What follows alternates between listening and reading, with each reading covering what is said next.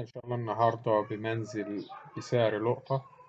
إن شاء الله في الفيديو هتلاقوا فيديو تفصيلي للمنزل المعروض، يعني بعد إن شاء الله لما نقول الكلام بتاعنا هتلاقوا في فيديو تفصيلي موجود معاكم.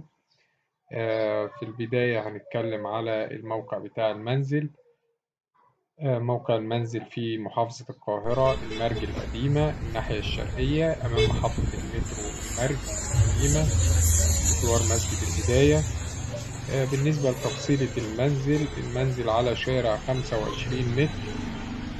المنزل 6 أدوار. الدور الأول عبارة عن محل متشطب فيه عداد كهرباء، ممكن يتفتح مطعم أو عصير أو مكتبة أو محل ملابس أو سوبر ماركت، في تشكيلة ممكن تتفتح فيه.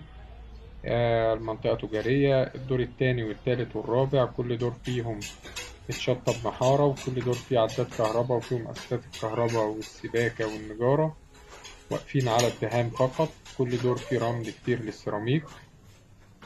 ده بالنسبة للتاني والتالت والرابع. الدور الخامس والسادس آخر دورين على الطوب الأحمر وفيهم رمل كتير أيضا للسيراميك. المنطقة حيوية جدا، متوفر فيها كل الخدمات، مترو، مدارس، نادي، عيادات طبية. السعر إن شاء الله المطلوب في المنزل سعر لقطة فقط زي ما انتم شفتوا بره، فقط 700,000 جنيه.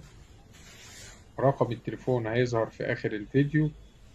تاريخ العرض 22/5/2023. أي استفسارات هتلاقوها موجودة في مع صاحب المنزل في آخر الفيديو. وشكرا، وإن شاء الله في آخر الفيديو هتلاقوا رابط مكتوب عليه منازل للبيع قريبة من المترو أو شارع المترو، بيضم تشكيلة متنوعة من المنازل المعروضة والشقق.